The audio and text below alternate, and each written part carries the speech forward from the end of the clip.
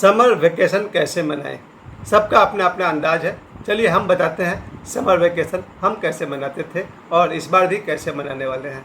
शायद थोड़ा बहुत आपके काम आए, क्योंकि समर वेकेशन आपका सबका लाइफ अपने अपने ढंग से चलता है। फिर भी मैं कुछ आपको लाइट्स देता हूँ, शायद आप पे काम आ जाए।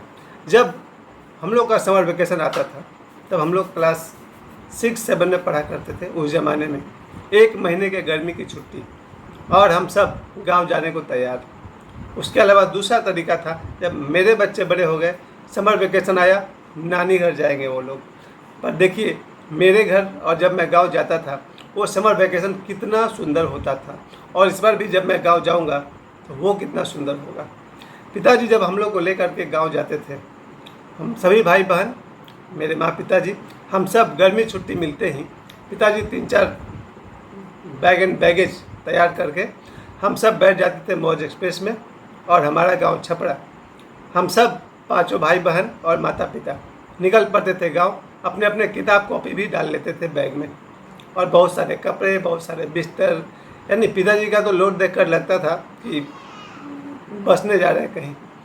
और अगले दिन जब हम लोग शाम तक गांव पहुंचते थे, पहला काम कि गांव में जितने भी लोग हैं, 50 लोग, 100 लोग, सबके पैर छू छू के प्रणाम करना पड़ता था। ये आज अब वो ज़माना नहीं रहा, लेकिन जब हमारा ज़माना था, गांव में जितने भी हमसे बड़े लोग हुआ करते थे, लगभग 50 या 100, सभी के पैर छू छू कर प्रणाम करना।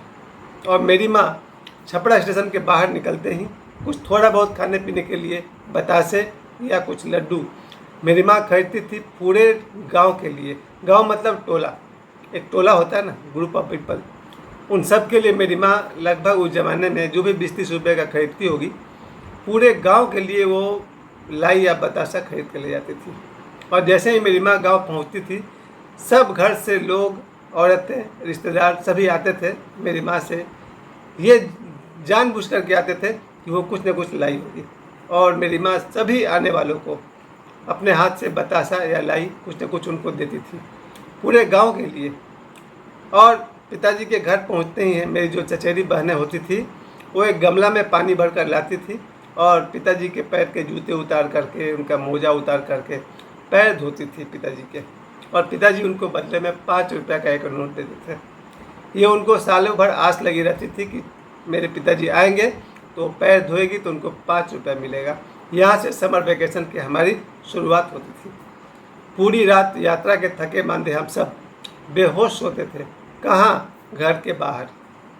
मेरे घर के बाहर रात को 7-8 बजे के बाद तो सब कोई खाना खा करके सोने की तैयारी करता था। बात 1985 के आसपास की है। बाहर में चौकी लगता था, कम से कम 4 चौकी लगता था। सभी चौकी पर बुजुर्ग और उनके बच्चे सोते थे।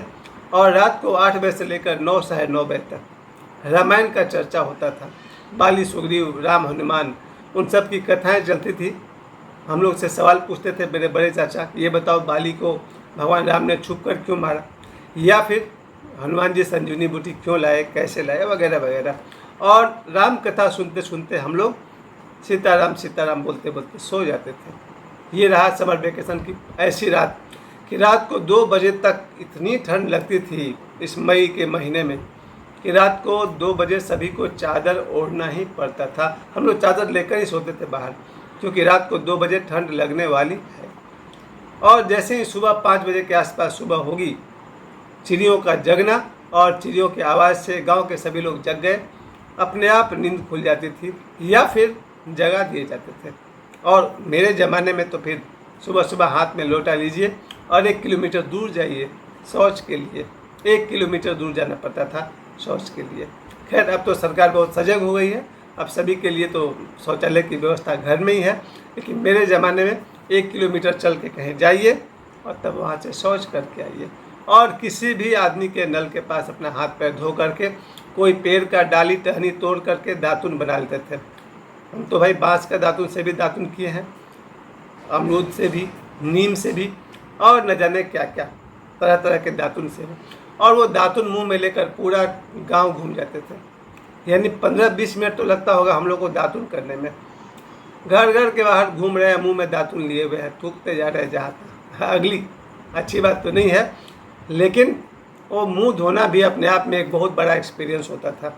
वो दातुन लेकर कहाँ कहाँ घूमने निकल गए और फिर वहाँ से लौटे। अब हम लोग वहाँ से जाएंगे नदी की तरफ। मेरे घर के पश्चिम में जो नदी बहती है, अब पता नहीं इस साल पानी कम है कि क्या है, उस नदी में हम लोग नहाने के लिए उतर जाते थे। यानी कि लाखों लीटर पानी में अब नहाने का समय आ गया। नदी तो बह रही है और हम सब उतर गए नदी में। 1 घंटा से कम तो कोई नहीं नहाता था। हम सब जितने भी भाई बहन थे नदी में उतर गए हैं और नहाए जा रहे हैं, बिना साबुन बिना तेल, सिर्फ पानी में।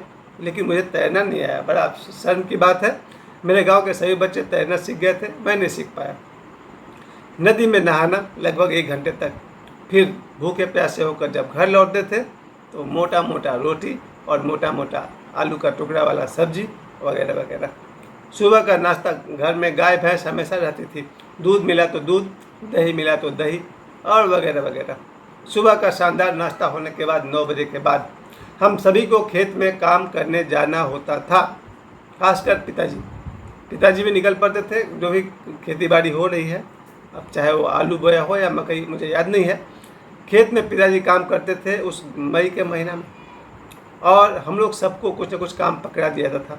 लेकिन मुझे याद है मेरे पिताजी हमेशा मेरा पक्षपात करते थे और वो बोलते थे धीरे से निकल जाओ यहाँ से, नहीं तो धूप में बड़ी काम करवाया जाएगा। तो कहीं न कहीं से मेरे पिताजी हमको प्रोटेक्ट करते थे और भगा देते थे, चल निकल ले वहाँ से। और भाग करके हम लोग, मेरे गांव में लगभग तरबूज की खेती होती है। यानी कि 20-25 खेत तो ऐसे हैं जैसे अपने बाप का खेत हो, और सभी में बड़े बड़े तरबूज होते थे। जिसके भी खेत के पास चले गए उन्होंने एक बड़ा सा तरबूज तोड़ कर दे दिया, और मुक्का मार करके तरबूज को फोड़ लीजिए, खाइए। और हमको लगता है एक दिन में 2, 4, 5 तरबूज तो रोज़ हम लोग खा ही लेते थे। उसमें है ही क्या, पानी रहता था। और दोपहर में कहीं कोई मचान बना होता था मेरे गांव में, 1-2 मचान नहीं है, बहुत है। वो तरबूज के रखवाली के लिए मचान बनाए जाते थे। उस मचान में 11 बजे से लेकर के 2 बजे तक घूम घूम करके तरबूज की रखवाली भी करिए, तरबूज भी खाइए, और गांव के लोगों के साथ। उसमें किसी किसी के पास रेडियो होता था, वो रेडियो पर लगा दिया ऑल इंडिया गाना, चलते रहेगा। यही हम लोग का समर वेकेशन चालू है। 2 बजे के आसपास तक हम सब फिर अपने घर में लौट पड़े खाने के लिए। और दोपहर का खाना में मेरे गांव में अधिकतर मुझे याद है सत्तू हम लोग खाते थे। मकई का सत्तू, थोड़ा चना मिला दिया, थोड़ा जौ का सत्तू। ये मेरा सालों भर का हम लोग का स्टेपल फूड था। दोपहर का सत्तू का भोजन था। मकई का सत्तू, चना का सत्तू, जौ का सत्तू वगैरह वगैरह, क्या क्या मेरी माँ डालती थी। सत्तू, प्याज, चटनी, आम तो मिल ही जाता था, आम की चटनी। और इस तरह से दोपहर का भोजन हो गया। अब दोबारा हम लोग, खास करके मेरे सोने का जगह था मंदिर। मेरे घर से 1 किलोमीटर दूर एक मंदिर है, वहाँ जा कर के हम 3 बजे से 5 बजे तक सो जाते थे। 2 घंटे मंदिर में जाकर सोते थे। अब फिर वहाँ से उठेंगे तो मंदिर में बड़ा सा एक झाड़ू जैसा कुछ होता था, अरहर का, आप समझ रहे, पेड़, अरहर का पेड़ को सुखाकर एक झाड़ू बनता था। पूरे मंदिर के चारों तरफ झाड़ू लगाने में मुझे 1 घंटा लगता था, शायद ज़्यादा, कम नहीं। 1 घंटे झाड़ू चारों तरफ लगा करके मंदिर को चमका करके फिर हम लोग स्नान करते थे। गर्मी के दिनों में 2 बार नहाना तो आम बात था हम सब बच्चा लोग का। शाम को नहाने के बाद फिर गांव के हटिया में निकल गए, गांव के हाट में जा कर के मुश्किल से हमारे पास 2 रुपया होता होगा उस ज़माने में, या 1 रुपया होता था। गांव के हाट में घूम करके थोड़ी बहुत जो भी खरीदारी करनी थी किए, और शाम को 6 बजे तक वापस आ गए। और फिर मंदिर में आरती होती है हमारे, और जब गांव की आरती होती है उसका जब घंटा बजता है पूरा गांव इकट्ठा होता है। 7 बजे तक आरती संपन्न होगी, गांव के सब लोग को प्रसाद देंगे साधु जी, सब अपने अपने घर लौट गए, हम भी लौट जाते थे।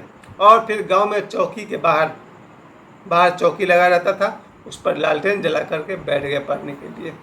अब 7 बजे से लेकर के पढ़ाई शुरू होगी। जिसको होमवर्क मिला है गर्मी का, उसको गर्मी का होमवर्क करिए।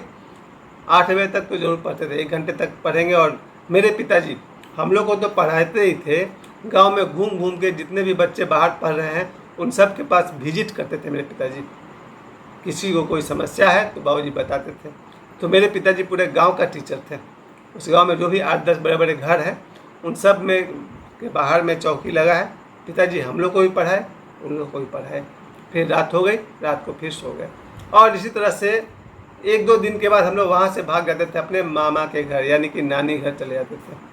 मेरे गांव से शायद बहुत दूर है, 50 किलोमीटर दूर होगा। मेरे नानी घर में तो और छूट है। वही गांव का मौसम, आम ही आम, जितना आम खा सकते हो खा लो। नानी के यहाँ तरबूज ज़्यादा नहीं होता था, लेकिन नानी के घर में तो सुबह से शाम तक खाते रहो। ये था हम लोग का समर वेकेशन उस ज़माने का। जब गर्मी का छुट्टी पूरा होगा, लौट कर फिर वापस अपनी दुनिया में लौट गए। वक्त बदला, फिर मेरे बच्चे बड़े होने लगे और फिर वो बच्चे, उनका तो एक ही शौक़ है, गर्मी छुट्टी हुआ कि फिर नानी घर जाएंगे। नानी घर जाने का मतलब हुआ, अब यहाँ से बोकारो था हम लोग का, मेरे दोनों बच्चे और मेरी धर्मपत्नी भी अब बोकारो चले गए और वहाँ उन लोगों ने अधिकांश समर वेकेशन उनका बच्चों का वहीं बीता। आज युग बदल गया है, आज पता नहीं बच्चे समर वेकेशन कैसे मनाएंगे। लेकिन लगभग मेरे ट्यूशन में जो भी 3 ट्यूशन था, तीनों ट्यूशन के बच्चे अपने अपने, कोई मौसी घर जा रहा, कोई नानी घर जा रहा, कोई गांव जा रहा, सब जहाँ तक चले गए। मुझे मिल गई है छुट्टी। इस बार समर वेकेशन कैसे मनाएं? ये लगातार रोज़ का जो रूटीन है, रूटीन ज़िंदगी से हट करके समर वेकेशन। मैं तो इतनी राय आप सभी को देना चाहूँगा, समर वेकेशन में खूब खुश रहें, खुशियाँ बाँटें, थोड़ा रूटीन को भी तोड़िए, अनुशासन नहीं तोड़िए, रूटीन को तोड़िए। बच्चों को भरपेट भोजन तो रोज़ मिलता है, पर थोड़ा सा उनके पसंद का खाना मिलता रहे। बच्चों को खूब सोने दीजिए, अदरवाइज आप सुबह सुबह जगा देते थे। बच्चे भर नींद सोएं, भर पेट खाएं और भर मन खेलें और समर वेकेशन का मजा लें। आप सब समर वेकेशन अपने अपने तरीके से मनाइए। आप सभी को, मेरे सभी विद्यार्थियों को और देश के सभी बच्चों को और उनके गार्जियंस को समर वेकेशन की हार्दिक शुभकामनाएं। धन्यवाद।